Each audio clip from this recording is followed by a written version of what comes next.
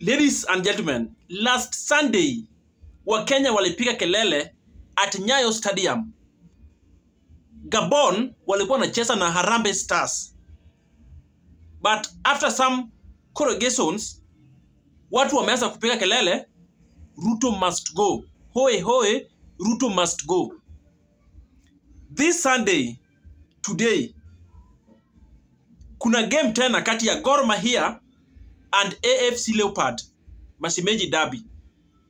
Ruto amepeana onyo kupita kwa CDF Charles kwamba ataki hayo maneno.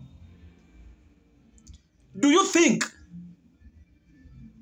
those words from KDF boss will block Kenyans from saying Ruto must go? In my own view, last time William Ruto's allies walisema kwamba the people making noise at Nyayo Stadium are Kikuyu. But according to my knowledge, those people are not Kikuyu.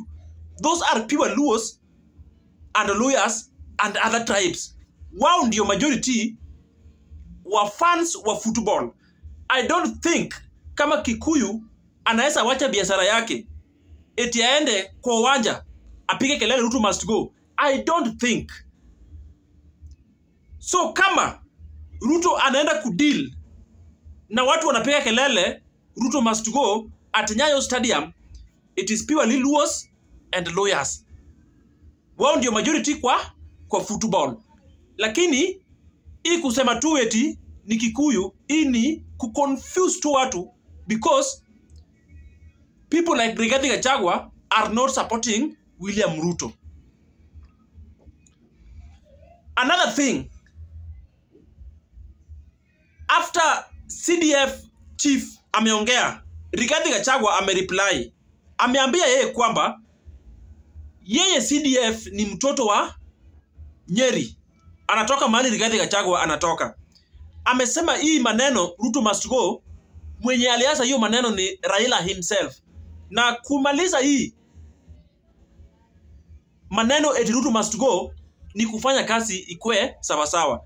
Lakini by word of mouth ama threatening Kenyans will not help William Ruto.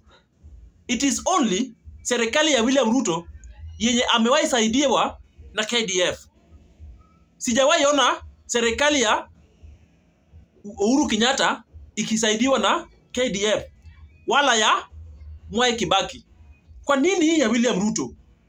Amechaguliwa na baadaye 2.5 years maneno imeharibika kabisa. According to my view, wakati William Ruto alichaguliwa na akatangazwa wasi kule Kasarani kwamba yeye ndio rais wa 5 wa Jamhuri ya Kenya, amefikiria kwamba 2027 is now a free ticket. Alisahau kwamba alipigiwa kura kwa sababu ya ahidi. Zile vitu alikuwa anaambia watu zilikuwa vitu tamu tamu na maneno mzuri. So Wakenya wakaingia kwa hiyo box. So the only thing Wakenya wanataka ni service. They don't want any plan B. Eti tunatenga, nimeweka hii, itakuwa hivi na hivi. They don't want. So William Ruto akaenda kasahau kwamba yeye vile ametangazwa na amepiga all odds. Alipiga Uhuru Kenyatta akiwa sitting president with Raila himself.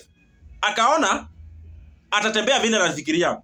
Kumbe Daniel Toroitich Arap Moi alisema one day kwamba power belongs to the people. Power iko kwa wananchi. Moi alisema hivyo. And it is now true that power imetoka kwa viongozi sasa, inalai kwa wananchi. Anywhere crowd iko, kelele ikitoka kidogo, wanachant Ruto must go.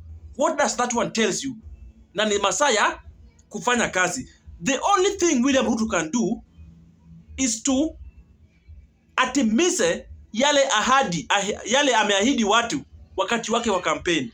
Awekee watu internet vile alisema. Lakini kama zilikuwa tu za siasa, then atakuwa na kazi ngumu sana kuchaguliwa tena 2027.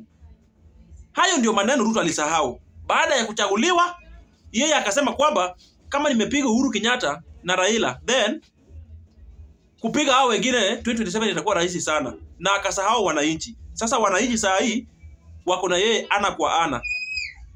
Thank you very much for watching my video.